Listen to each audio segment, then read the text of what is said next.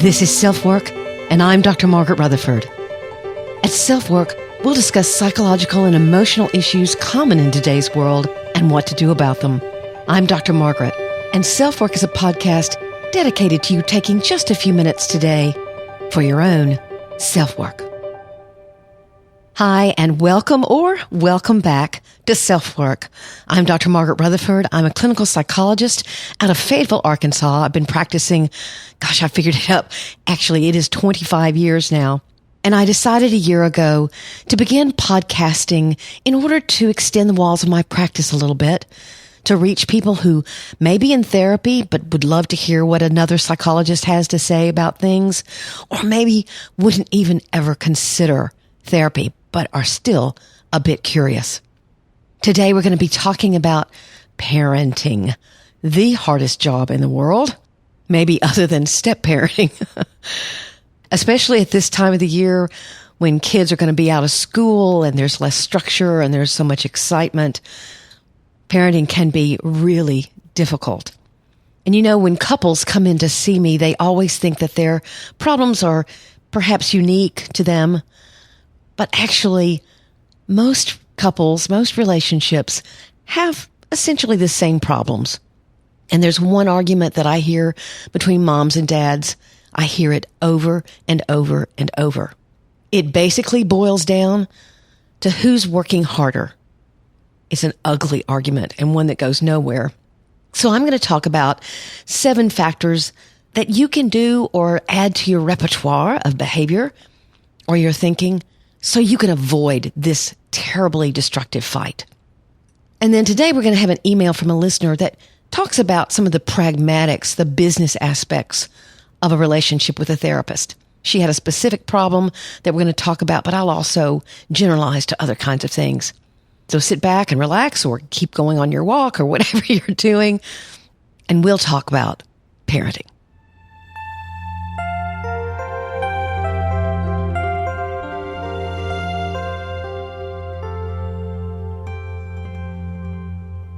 My husband and I were only lucky enough to have one son, but when he was 3 years old, and no was his favorite expression, my husband and I decided upon a strategy. We hadn't a clue about how draining parenting could be, so we banned the word tired from our vocabulary. I was tired of him saying tired. He was tired of me saying tired. So, to try to add a little humor to the situation, we would say things like, I'm extremely fatigued, or I'm totally zonked at the moment. And of course, hopefully the other one would laugh. Hopefully. But in some ways, this was to avoid an argument that I'd heard over and over again as a therapist between parents. Whether or not they were a dual career couple or one stayed at home, whether they were divorced. The who's working harder fight is very repetitive and goes nowhere fast, and usually leads to a very blaming and defensive argument. Let's see if you have either said some of these things, thought them, or heard your partner say them. For example, I go to work every day and then come home and work some more. I do everything around here. I can't handle how stressed I am at work, and your job is easy compared to mine. Or, you don't understand how hard it is to be with these kids all day long, alone. You get to go to lunch with people. You get adult time. And, this is more for divorced parents, you only have them on the weekends and you don't realize everything that goes into the daily grind. And then believe it or not, I have heard this one. It is 2017 and sometimes I can't believe I'm hearing it, but I hear it. It's your job to keep the kids. I have a job that I go to every day. Whew.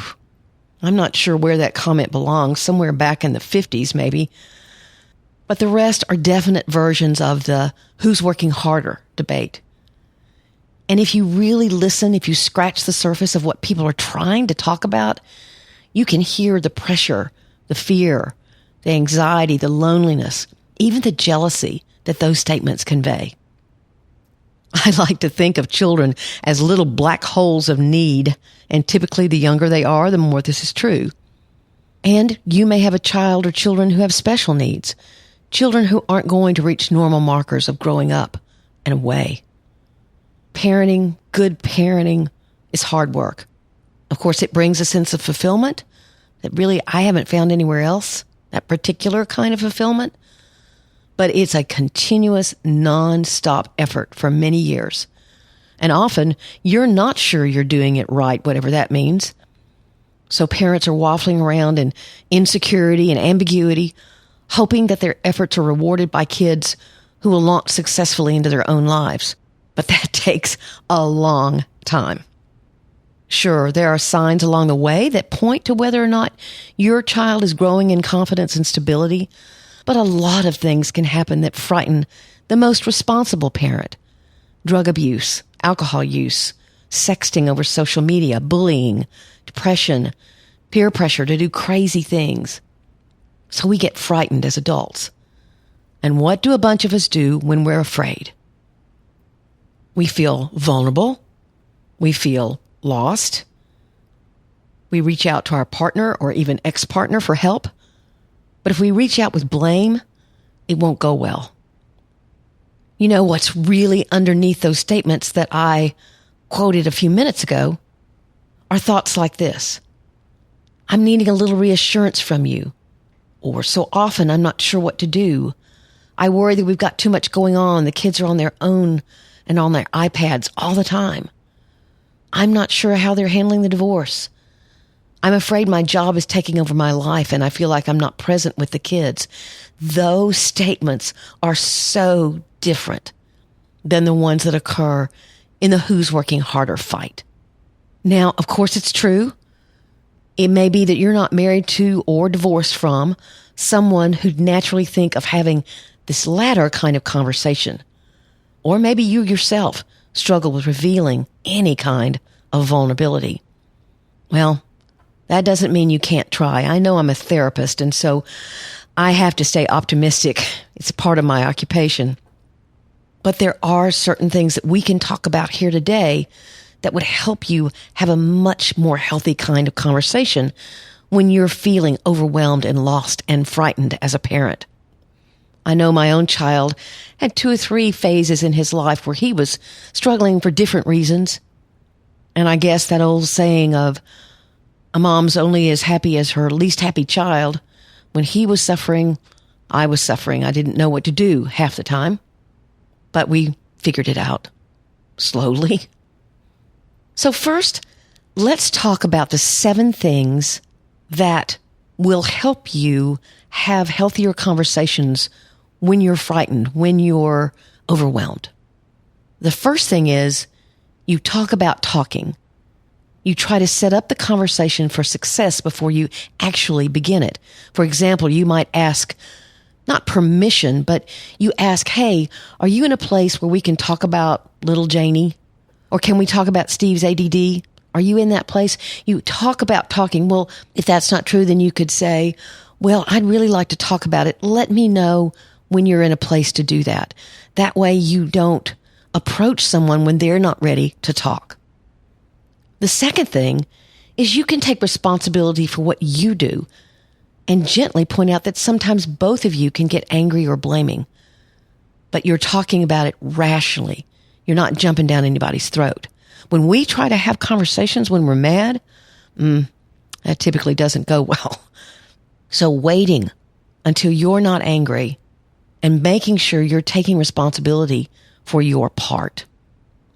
You know, one of the common things that I hear when there's one parent at home and the parent who has a salaried job wants to make suggestions or recommendations in what they see, that conversation can go very poorly.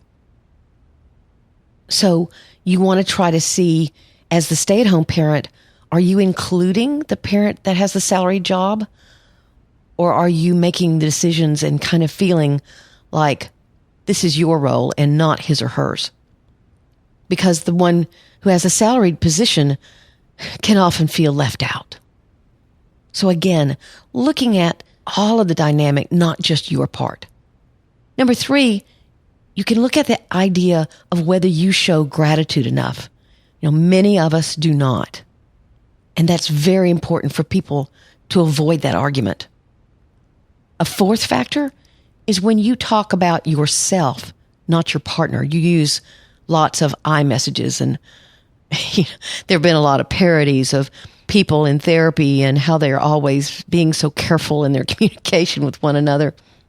I feel this, and when you do this, I feel this. You have to just be careful enough in my book. And talking about yourself more than you talk about your partner is usually a good thing to do. The fifth thing that you can do to avoid that who's working harder fight is if you're asking questions, not authoritatively telling your partner something. You can invite them to try to do something better with you. And they probably want to parent well as well. So y'all are a team. And if you act like a team and treat him or her like they're on your team, things will go better. A sixth choice you can make is, again, to reveal your own vulnerability. Some people really find this hard to do. They never saw it in their own parents. No one ever apologized. No one ever admitted a mistake. But it can really help if you do so. Then the seventh thing, we've already mentioned a little bit, is that you want to set the stage that you want to make decisions together. You want the partnership. You don't want to do this all by yourself. And even though there are differences between the way you think or what you think should happen, both of you have a perspective that's important. I talked about this in an earlier podcast. I believe it's called How to Parent Cooperatively. This parenting thing. Oh goodness, it's so hard. So let's hear what this conversation would sound like, at least on one end of it. Now, this may kind of sound psychology-y to you. I am a therapist, so, excuse the fact that it sounds like a therapist is talking, but create your own version of this. Okay, so here we go. This is what someone would say that is trying to avoid the fight of who's working harder. Got it? Okay, here we go. Sometimes when we try to talk about the kids, I know I get mad and I want credit for what I'm doing. And sometimes I feel that you do too. It's hard to risk hearing that you may not agree with me about something because I'm worried or scared. I want to get to a place with you where I let you know that I respect you and even thank you more for what you do. And you know what? It would feel good to get that back. But I'd like to try to talk about the problem and then try to be more open about what you're saying, because I have a bad habit of not doing that. And I'd love it if you'd be open with me. Would you be willing to do that? Maybe we could even decide what both of us need to try to do this together. Okay, so in that example, again, there was talking about talking. There was taking responsibility for yourself. There was saying, I'm not grateful enough for you. She talked, or I talked, mostly about herself, about myself. You ask questions. You invite your partner to have a better, healthier discussion with you. You reveal some of your own vulnerability, things that you know that you don't do very well, or mistakes that you've made. And then there was definitely the message that you want the partnership. You want to make decisions together. So you can do this if you try. It may be a little awkward at first and probably deteriorate into the same old. But you can get up and try again. My husband and I have this thing that we do when a conversation isn't going very well. In fact, very badly. And one of us will say to the other one, can I have overs? Meaning that we're recognizing that we really screwed up and we want a chance to listen better or to talk less defensively or just be in a better mood or try. It works pretty well because sometimes I do it and then sometimes he does it. So if you deteriorate into the same old, as I said, you can just get up and try again. Ask for overs. Not only will your kids benefit, but maybe you'll hear a little more gratitude for all the hard work that you do.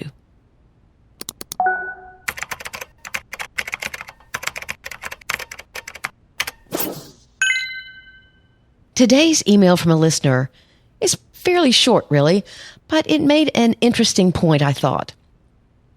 Here goes. Would you please share your 7 commandments again? That's my 7 commandments of good therapy, which actually was featured in the very first podcast. My husband and I recently returned from a city in California where we were to have a private retreat in a neighboring community. The fire started only hours after our arrival in the area. We evacuated in the wee hours, driving through blowing flames and embers and thick smoke. Having been through the experience of truly fearing for our lives, we did not return to the area for our therapy. I understand non-refundable deposits, but with 17 fires raging unchecked in the area, we did not feel that this was the best time for us to be there. When the universe speaks, you'd best listen. Anyway, I'd like to review your 7 commandments again, as I feel I may have chosen the wrong therapist for us, or chosen him for the wrong reasons. He wanted us to come back despite the crisis and chaos in the area. Thank you for your podcasts, email, and all the information you freely share, which was very nice. You're very welcome. I understand that some people look at therapy very cynically, like therapists are getting paid to care, or therapists are getting paid to listen to people complain about their problems, and nothing could be farther from the truth with a good therapist. Sure, I'm positive that there are therapists out there who care more about the money than they should, and it is a way of earning a living. But just like anything, where you receive help and guidance from someone you trust, then it can be a very helpful and very unique relationship. In this particular instance, where obviously this couple had paid some sort of deposit or down payment on a weekend therapeutic retreat, and it's unclear from her email whether the retreat was actually called off or whether it continued. It sounds like it continued despite the fires. I can only project myself into this situation. Certainly, my own cancellation policy is fairly lenient in that if someone wakes up in some sort of emergency situation or with a sick child or whatever it happens to be, I don't charge them for the session. Now, if they forget or they are avoiding something and they aren't clear with me that they aren't going to come, then yes, I will charge. It's also important, however, to realize that my patients have all signed a contract up front where this is explained to them. They know the fee, they know the process. Now, if I want to be kind to this therapist, I can wonder if he was concerned that you were developing PTSD or post-traumatic stress or having a reaction that he could be helpful with by not coming. But it does sound like he wasn't understanding how frightened you were and what a terrible experience it had been for you. That I would have considered an emergency and very understandable that you weren't there. The reason why I pulled this email out is that it is important to understand the business end of a therapeutic relationship. And it's very important, and I talk about that in my 7 commandments of good therapy, for that legal contract to be understood by everyone. You're also protected with that contract in that the therapist signs it, and within it, it should say something about confidentiality, something about the hours of the session, how you'll receive statements, whether or not they file insurance, or how they provide you with the information so that you can file insurance yourself. All of the business aspects of a therapeutic relationship should be well defined. And sometimes the people who make good therapists don't particularly make good business people. So you need to make sure as you're shopping around or as you are asking people what they like about their therapist, make sure they say, you know, she or he handles the business end of the relationship very well. I always know what's going on. If there was a mistake made in the billing, she takes responsibility for that and fixes it as quickly as possible. I feel very safe in that area of the relationship as well. I'm a therapist because I got good therapy. And so you certainly need and want to feel very safe and secure and trusting with your therapist. Again, if you're interested in my 7 commandments of good therapy, I talked about it in my very first podcast, which, by the way, I edited myself. So No telling what it'll be. I now have a wonderful audio engineer, John, who really helps me with all of this. So I hope that's a helpful answer.